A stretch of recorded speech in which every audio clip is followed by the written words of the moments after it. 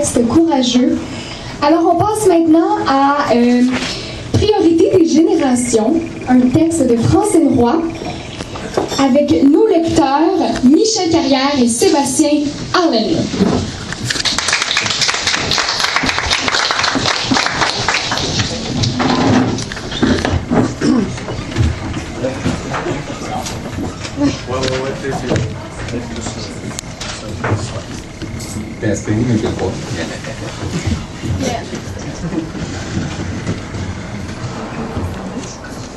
Dans la seule brasserie du village, le bar J'ai ma place.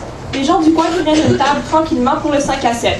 Un décor rustique, avec une touche industrielle et des tableaux très colorés au mur, donne un air festif à cet endroit qui semble invitant à cet endroit simple et invitant à la fois. Paul a choisi un tabouret au bar afin de créer une atmosphère conviviale pour son rendez-vous. Il a déjà commandé et reçu 2 bières, une blonde et une rousse, vu l'achalandage. Il enlève sa cravate, la cache dans sa poche et relève les manches de son veston. Paul prend une gorgée de bière et regarde sa montre. Mais qu'est-ce qu'il fait? Un jeune homme traverse la porte. Son sourire attire les regards des femmes déjà alertes à toute forme de testostérone. Il croise le regard d'une jolie serveuse, lui fait un clin d'œil, juste avant de cibler le regard de l'homme impatient avec lequel il a rendez-vous. Ah, t'es là? Excuse mon retard, j'avais un pneu mou. J'ai été le remplir d'air, j'avais pas bien le choix. Mais oui. En tout cas, content de te voir. Ça fait un bon bout. Paul tend sa main à Maxime, ce dernier lui rend, mais ajoute une accolade chaleureuse. Ben, c'était Noël, je pense. Pas si longtemps que ça. Je trouve ça long, moi. Un père aime voir ses enfants plus souvent que ça. Je m'ennuie. Je veux des nouvelles de vos vies. Eh ben, tu m'as déjà commandé une bière? Ouais, ça commence à être pas mal occupé. Tu bois toujours de la rousse? Oui, j'aime toujours les rousses. C'est juste que j'avais pas eu la commander moi-même à la belle nouvelle serveuse. Toujours aussi charmeur. Je sais pas de qui tu tiens ça. C'est pas dans ma nature pourtant. Probablement du côté de ta mère. Pis toi, quoi de nouveau? Bah, toujours pareil. Au travail, ça va. J'ai quand même très hâte à ma retraite. Puis, avec Céline, c'est toujours le grand amour. Elle nous organise un autre voyage. Imagine-toi que je vais aller monter le Machu Picchu au Pérou. Eh là, pas obligé de me dire c'est au Pérou. Tout le monde le sait que c'est au Pérou, le Machu Picchu. Je dis à tout le monde que c'est au Pérou. C'est pas parce que je pensais que tu le savais pas. Puis, ton groupe de musique, ça avance-tu à quelque chose? Ah ouais, ça va super bien. Écoute, on joue dans la région les fins de semaine. J'essaie de m'arranger pour que ça soit juste une sur deux. Tu sais, avec les enfants, c'est pas toujours évident. Faudrait que tu me donnes ton calendrier. Je pourrais voir si j'ai des trous dans mon agenda pour aller te voir avec Céline. T'es pas obligé, tu sais. C'est pas le genre de place que tu es d'habitude de fréquenter. Encore moins pour Céline. T'as raison. Mais pour voir mon fils jouer, je suis prêt à boire de la Coors Light s'il faut. Puis, les amours, as-tu trouvé ta perle? Pas vraiment. Je suis pas encore tombé sur la bonne. J'ai cueilli ben des coquillages, mais pas de perles, c'est ce que je veux dire. C'est-tu possible que tu sois trop exigeant dans tes critères essentiels? Je sais pas, peut-être. En tout cas, j'en demande pas tant que ça. Tu sais, juste qu'elle soit bien faite, propre, ça c'est important. Qu'elle aime les enfants, bien sûr. C'est l'autre. Ah oui, qu'elle aime mon style de musique, ça. Puis les chiens. Ah, puis il faut qu'elle sache cuisiner, voyons. Ah, puis aussi, il faut absolument qu'elle me laisse continuer à jouer dans mon band. Comme je disais, trop exigeant peut-être? Ben là, regarde qui parle, là. Ça t'a bien pris 5 relations sérieuses, toi, avant de trouver la bonne. Peut-être. Mais c'est pas moi qui étais trop exigeant. J'étais beaucoup trop patient et un brin naïf. En tout cas, c'est pas toi qui as inventé la phrase « Il se maria avec heureux et a beaucoup d'enfants ». Un instant. J'ai quand même été avec ta mère 14 ans et ça fait 7 ans que je suis avec Céline. Ouais. Justement, je pense enfin être rendu là. Avoir une maison, peut-être un autre enfant, avoir des projets avec une femme. C'est ma perle. Il est temps. Dans mon temps.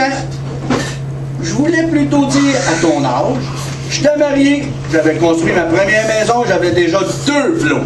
Dans ton temps. Mais dans ma génération, on vit au jour le jour, on s'inquiète pas trop du futur. Hein? YOLO! Faut quand même planifier le futur. À 20 ans, on a plein de rêves. Mais la réalité arrive plus vite qu'on pense, mon gars. On déborde d'énergie, on s'imagine qu'elle est éternelle. On pense qu'on aura les moyens de s'acheter tout ce qu'on veut. Après tout, on a le diplôme, on est smart. Donc, on obtiendra assurément le travail idéal et on réalisera tous nos projets, sans oublier qu'on fera l'amour autant qu'on veut. Puis on voyagera à travers le monde. Eh oui, il y a 30 ans, on n'est pas rendu là pantoute. On a beau s'être mariés, avoir construit une maison, avoir 2 beaux flots, on n'a toujours pas suivi notre GPS intérieur. Première chose qu'on sait, c'est à 35 ans, on a plongé pour ramasser plein de coquillages, toujours avec le rêve de trouver la perle rare, pour finir collé contre une méduse ou se faire pincer par un crabe en cours de route, hein, En effet, c'est pas toujours évident de trouver sa douce moitié, celle avec qui tu vas vraiment le goût de passer le reste de ta vie avec. Ben, tu sais, si je peux juste trouver la bonne qui m'installer avec, ben mes finances vont se placer. Ça va sûrement t'aider. Mais quand tu auras 40 ans, tu vas réaliser que tu as moins d'argent qu'à 25. Faut la belle maison, l'auto, le bateau. Ta perle, là, elle va vouloir encore passer pour 22. Elle passera encore moins de temps avec toi, plus de temps chez le coiffeur, l'esthéticienne ou à faire du shopping. Sans parler des enfants qui pratiqueront des sports qui coûtent cher et qui voudront porter des vêtements griffés comme toutes les autres. OK, arrête. Merci la morale. Je comprends ton point. Mais tu vas voir, j'embarquerai pas là-dedans. C'est trop dur de s'en sortir. Moi, je veux la simplicité avant tout. J'ai pas envie d'avoir besoin de prendre des pilules, moins pour régler mes bobos dus au stress. On sait bien, votre génération s'appuie sur les fines herbes pour gérer le stress. Bravo si tu penses comme ça, mais t'es pas obligé d'avoir trouvé ta perle avant d'avoir ta maison. Si tu veux, je peux t'aider à faire un budget et voir des options pour acquérir une propriété. Regarde, ça sera pas nécessaire, là. Je suis pas venu ici pour que tu gères ma vie, ok? Je voulais juste qu'on se rapproche, puis c'est pas facile. Faut que tu acceptes qu'on n'a pas les mêmes priorités, c'est simple. Puis je t'ai même pas parlé de Ghislaine encore. À bien y penser, pas sûr que t'es vraiment prêt. Je sais bien que nos priorités sont pas à la même place. Je t'aime, puis je veux juste ton bonheur. Je suis prêt à n'importe quoi, même une Ghislaine. Ah oui, raconte. OK. Fait que ça fait 2 semaines qu'on jase sur Tinder, on sait jamais. Une perle, un rubis peut-être. Mais en tout cas, d'après nos conversations, elle répond à presque tous mes critères.